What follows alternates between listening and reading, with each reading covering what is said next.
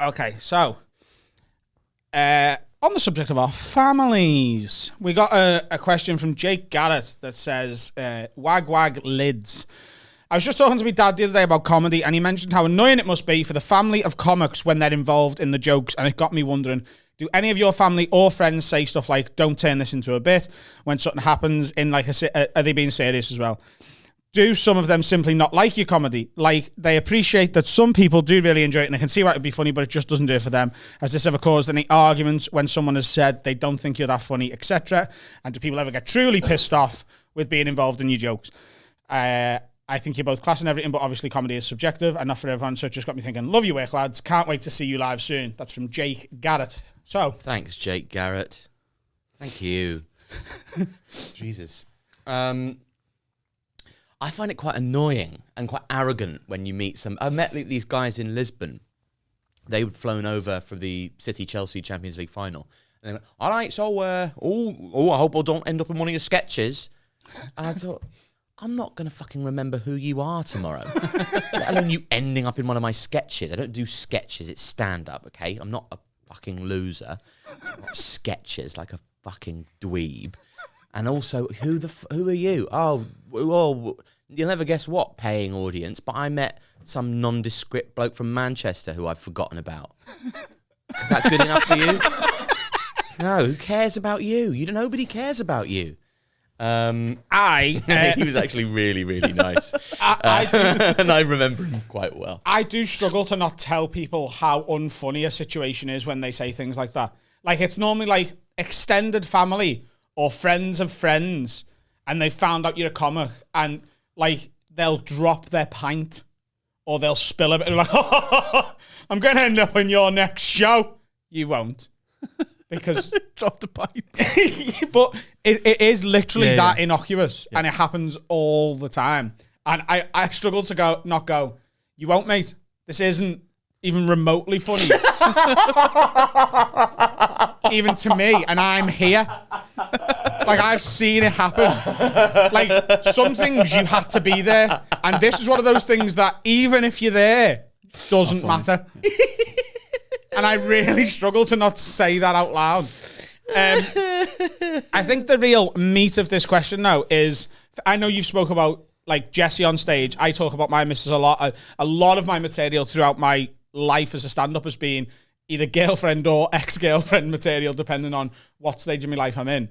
Does Jesse ever go, I don't fucking like that bit and you need to stop doing it? Or have you got family or friends who've done a similar thing? As somebody who has been I've been in one of her sketches.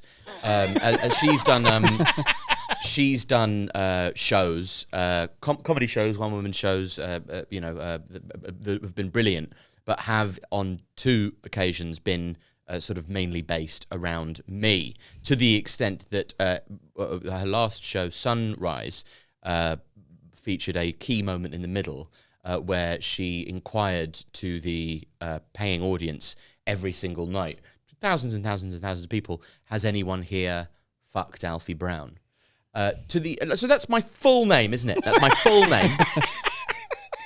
And that's has anyone here?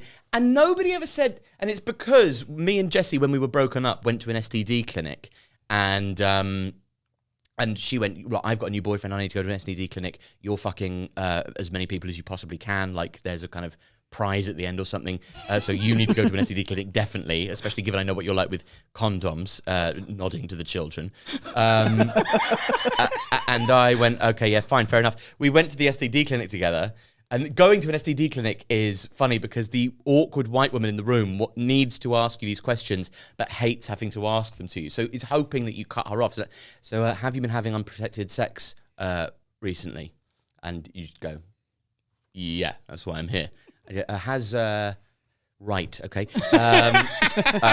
Right, okay. And have you had a sex with anybody from Africa or Asia recently? And I went, yeah. I actually upset one of them. I had a Robert Mugabe plate. And then she goes, right. So you've had unprotected sex with Africa, that's fine. Right, and were they... And were they black? Were they black? And you know, Yeah, very much so, actually. We better swab your cock then, mister. Anyway, I came out clean and fresh as a daisy. Thank you very much indeed. Jessie has syphilis, weirdly. No, Jessie's fine. Jessie's clean as well. It just amuses me the idea she might have caught, like, Victorian STD. You've got syphilis. You've been fucking a Victorian rent boy in the mouth for ages.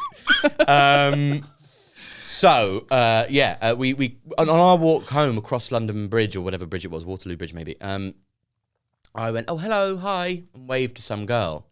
And Jessie went, who was that? Who was that? And I went, nobody. Have you had sex with her?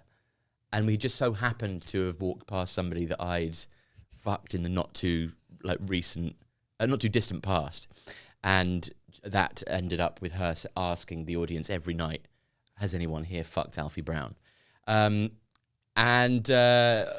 remember coming to see your show that year in Edinburgh when Jessie was doing Sunrise, and was it Imagination or the one before? Lunatic. I remember being in the queue for your show, and there was two really lovely, like, young girls in the queue in front of me. Maybe they were like 20 or something. And I'm just stood there on my own, because like in Edinburgh, you, as a comic, you'll often go and watch your friend or any performance show solo. And they were just like, oh, you on your own? Just being friendly. And I was like, yeah, I am, yeah. She was like, have you seen Jessie's show? And I was like, no, have you? She went, yeah, well, we went to see Jessie's the other night and thought, well, we've got to see both. Yeah. We've got to see both. Loads of people came to mine expecting it was going to be my side of the story. And I went, no, I don't really care that much. She's just, believe whatever she says, I don't mind. I was uncomfortable with... What that did was the show being about the breakup from me, having a puppet made of my head and having her have conversations with it on stage, and having had so many thousands of people. It was a much more popular show than I could ever do. I couldn't sell that many tickets. So it sort of makes you feel like your life is not your own slightly, because she's providing the narrative of your own existence to people without you really getting to have a say in it. So I do understand people's discomfort with me having... But now it means I can get away with anything. And she can say absolutely nothing. And she has said, that bit where you talk about, I've got a bit about being a parent and how awkward it is having to go down on somebody in the same room as a baby monitor, because you can never kind of lose yourself to it. And anyway, there's an act out ensues. And she went, do you have to do that bit? And I went, yeah. Because you asked 2,000 people, has anyone here fucked Alfie Brown? We live in a world of mutually assured destruction, and essentially we understand that honesty is to be,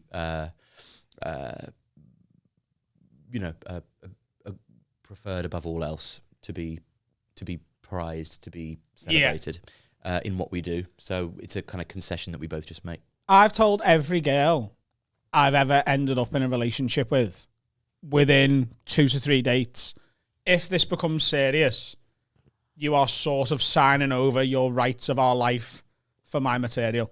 I make that very clear early on. I talk about my life. I'll be brutally honest, and sometimes beyond honest, and into hyperbole and bollocks, and I'll exaggerate things that make you or me look worse than we are for the sake of humour, and that's going to happen, and you need to be okay with it, or this is never going to work. And I always set that out so early on, because it's just... It's what I do, and I'm going to continue to do it, and there's no relationship that's going to get in the way of it. How was that taken in your current relationship? She was like, yeah, sound. And then there's been 2 bits. One where she was like, I don't think that's funny, but whatever. And another bit she was like, I want you to change this a bit. And I was like, well, I'm going to change it a bit anyway, because I don't like it, but you actually don't get to do that. And she was like, yeah, fair enough. What was the bit that she didn't think was funny? So it will be in my new show, but it's it's a routine about how I get told I'm punching above my weight. Oh, I've seen it. It's good. Yeah. But there was a bit in it early on. I know. Oh, yeah. But also... I know. Yeah. And she was like, nah. And I was like, well, I've noticed that actually. So, yeah. I'll change it on my terms. That's really funny. Okay, yeah. No, I wondered, that'll be a... Yeah. Well, go on. Lids, you've got a treat in store.